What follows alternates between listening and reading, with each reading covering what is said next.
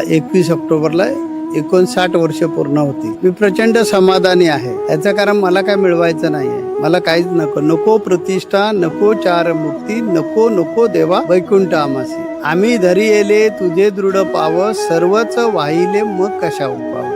अशा प्रकारे मी गजानन महाराजांकडे मागणं मागितलेलं आहे की मला प्रतिष्ठा नको, काहीच नको आहे, मला फक्त तुझ्या चरणाची सेवा पाहिजे। आणि त्यामध्ये मला फार आनंद वाटत असतो। आता हातून समाजाची कामं होत असतात। मला वाटतं सगळ्या संतांचं काम हेच असलं पाहिजे की त्यांनी समाजासाठी जगलं पाहिजे। कारण संत म्हणजे समाजाचा एक दीपस्तंभ आहे, एक दीप आहे आणि त्या दीपाचा प्रकाश सगळ्याला सर्वांवर पडला पाहिजे की सर्वांना त्याचा उपयोग झाला पाहिजे। त्यामुळे आमचे जे विविध आम्ही 41 प्रकारच्या सेवा करतो। मरणोत्तर देहदान असेल, अवयवदान असेल, रक्तदान असेल किंवा ब्लड युनिट सारखी गरज लागेल तिथे रक्त, किंवा ग्लोबल वॉर्मिंग बाबत जागृती करण्याचा वसुंधरा पायी दिंडी असेल, अशा प्रकारच्या ज्या ज्या सेवा आम्ही करतो ह्या सर्व सेवा समाजाला आवश्यक आहे म्हणून करतो। तेव्हा मला पटते की हे असं समाजासाठी केलं पाहिजे। आता प्रश्न पडतो की ह्या अशा सेवा करताना कोट्यावधी रुपयाची गरज लागते, मग हे कुठून आणता वगैरे असा आपल्या मनामध्ये सहज शंका निर्माण होते।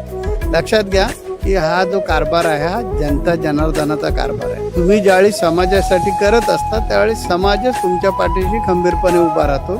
तुम्ही जर प्रामाणिक असाल तर समाज तुमचं कार्य पुढे घेऊन जातो। आम्ही ॲम्ब्युलन्स सेवा चालू करतो त्यावेळेला मला ज्यावेळी गाड्या वाढवायच्या, आता 53 गाड्या आहेत, तर गाड्या वाढवायच्या असेल तर मी कुणाकडे पैसे मागत, ज्याला वाटत असेल मी सांगतो की मला गाडी वाढवायची आहे तर कोणाला गाडी द्यायची असेल तर द्या, मग त्यांनी गाडी खरेदी करायची आणि आणून द्यायची। पण टेम्पो ट्रॅव्हलर गाडी जिथे 22 ते 25 लाख रुपये किंमत आहे ती भक्तगण स्वतः घेऊन येतात आणि देतात। पैसे द्यावे तर मी म्हणतो नको मला पैसे कशाला, मला गाडी पाहिजे। तुम्ही गाडी देणार असाल तर चांगली गोष्ट आहे। तर अशा प्रकारे ज्यावेळी तुम्ही निस्वार्थी सेवा करत असता आणि समाजासाठी करत असता सेवा, तर समाजाचे सगळं करत असतो। आज समाजाचं माझ्या प्रचंड प्रेम आहे, ही माझ्यावर गुरुकृपा आहे असं मी समजतो।